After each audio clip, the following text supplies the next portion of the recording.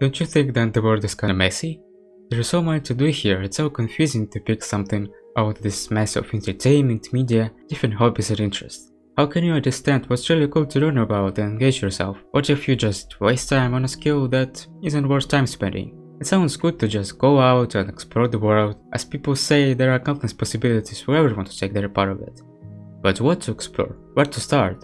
Today we're gonna talk about how to make life interesting again by the power of constant learning. And most importantly, how to learn something about yourselves every day. So if you ever wanted to get more social, to become a professional at your craft, or how to grow as a person every single day, prepare your scuba suit. Going deep, dude. Stay tuned till the end to find out the most impactful thing that changed my perspective on learning new things. And now, a little backstory.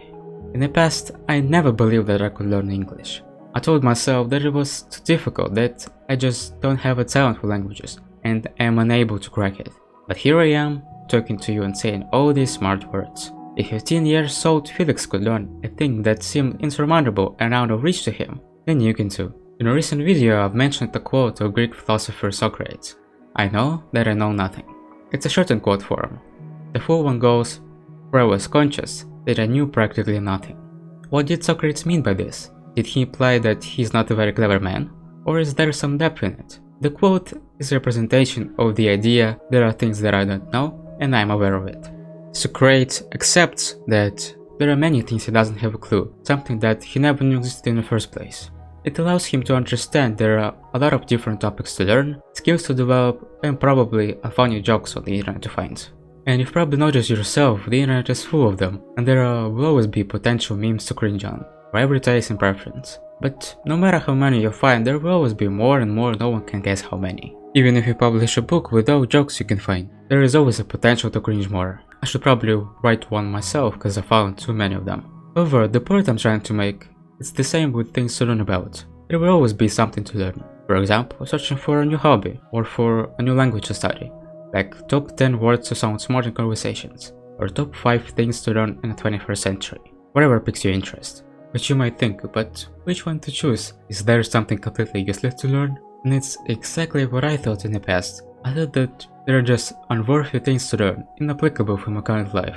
But here's the thing, if something that piques your interest makes you happy, isn't it already a worthwhile reason to do it? Let's take language for example. If you live in the US, let's say you want to learn Japanese. There is not a very high chance you're gonna use it in daily life talking to Japanese people in your home city. More probably you just learn it because you like it, or to watch anime without subtitles. Mohammed Abdul! Yes, I am! If you like doing it, this reason pretty much makes it valuable for you. Everything we do and learn shapes our identity. Every new skill opens a new area of possibilities that weren't available before. When you start seeing any skill like that, any can bring value to your life. But my life has a limit, and yours probably too, unless there is a robot watching me. While we're here, we need to explore the world and try out things to find something we really love, something that will make our lives better and bring us happiness. However, with great ambitions comes great responsibility.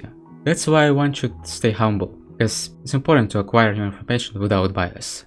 A lot of people have a set of notions they stick to dearly and close their eyes on new perspectives. Why thinking about different ideas if I'm already comfortable with what I know?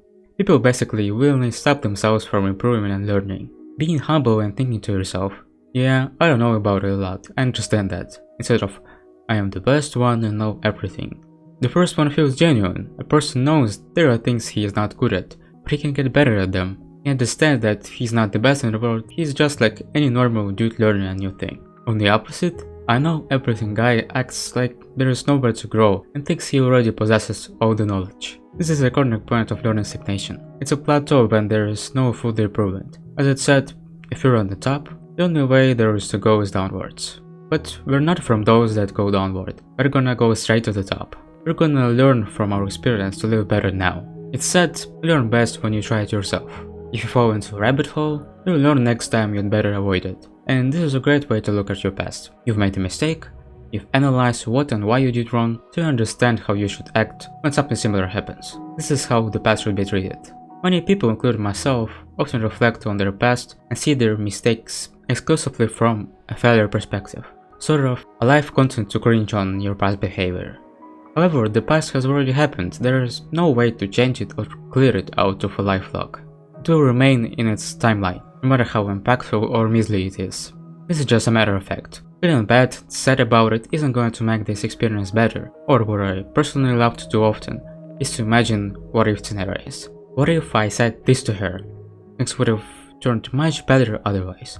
Or what if I took that opportunity and made it happen? What if I would have been more assertive in that conversation 4 years ago? My life would have been so much different now. This loop of thinking can be really addictive, so much as to lose yourself in made up what if stories. As Russian proverb says, if a grandpa will become a grandma. But you don't always need to fail yourself. Here's an even better way to learn, from watching others fail. Watching others fall into a rabbit hole, understanding it's the wrong way to go without watching yourself works even better. This might not feel as enriching as learning from your own mistakes. It might not seem that rewarding and life-proofed. But in perspective, this option allows you to learn more and faster from people that already failed and managed to learn from it. Then they directly or indirectly pass this knowledge to you, so you can reap the benefits of their experience. This is the thing you should use more often before going into the unknown. See how others fail and see what you can personally do to avoid possible mistakes. People that don't like learning from the past can lend you a hand of keeping free pieces of wisdom. People gathered so much information from failing, trying again and again to find the best optimal way of learning. In past times you had to go all the way to the library find something you needed, and no guarantee you'll eventually find it. Today, it's never been easier to read and search for new information. And it's never been easier to learn from countless life experiences of others, by reading books, articles, on pretty much any topic. One of such books had a scene that left me thinking about it a lot. It was the first self-improvement book I've read. The book is the autobiography of Arnold Schwarzenegger, called Total Recall, My Unbelievably True Life Story. The setting is Arnie hitting the gym. He's very consistent and spends a couple of hours every day to build a strong bodybuilder physique. He sees the other guys that also work hard just as him. However, they are bigger and have a better physique and can lift more than he can. He asks himself, why is that? What did they do to achieve it? And then he says this: if I don't know how to do it, I should ask someone who does. As simple as his words sound, but I was blown away with this. I applied this knowledge to basically everything I learned after reading the book. I don't know how to cook? I should ask someone who knows. Want to know how to be more productive? I should watch videos on YouTube to see how other people do it. I don't know how to be more social? I should look it up and find tips on how to learn it. This is basically applicable for everything. If you don't know something you want to know, go to the source that possesses the knowledge you're looking for. A simple learning principle turns out to be one of the most effective.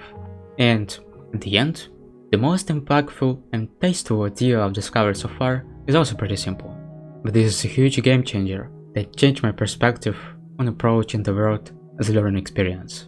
If you approach the world as a learner, it's a never-ending continuous learning journey. Everything around you becomes a source of knowledge. For example, conversation with people, even a chit-chat with the cashier at the local store. Just saying thank you, have a good day, it alone can make you think something like, what if I make it a little simple habit that brings little simple kindness to the world?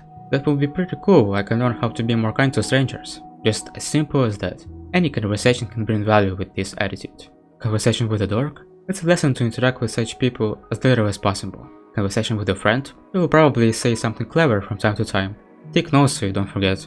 Conversation with a random person on the street? Well, this person can become that new friend that says clever things from time to time. Or going into a bookstore you've never noticed, the one you pass by every day. You could casually find a new book there that will introduce you to a new unknown concept to apply for your life. Even one sentence or an insightful quote from it can spark new ideas in you. And they can spark more and more, leading with more things to reflect on. It creates a momentum for reflection and further improvement. But this will never happen if you're not open to learning. What if the librarian there happens to turn out your future wife or husband? You'll never know if you don't try it. So try and try the beauty that's in front of you. The beauty of knowledge is how simple ideas build up to form a complex concept. That's why you should never forget about these basic principles, and especially the oldest of them, revision. Let's wrap up everything we learned today. There is always something to learn. New skills, new ideas, whatever piques your interest. Don't forget to be humble when you encounter the unknown. Learn from your past to live better now. And see how others fail to learn faster. If you don't know something, find the source to ask from, be it a person or the web. And the last and the most important one, everything around you becomes a source of knowledge if you approach the world as a learner. That's all I have for you today, but there is so much more to talk about. If you want to find out, give this video a like and hit that subscribe button. Share your thoughts on how you personally learn things so we can exchange our perspectives on learning to form the best one. Other than that, take care. Bye bye.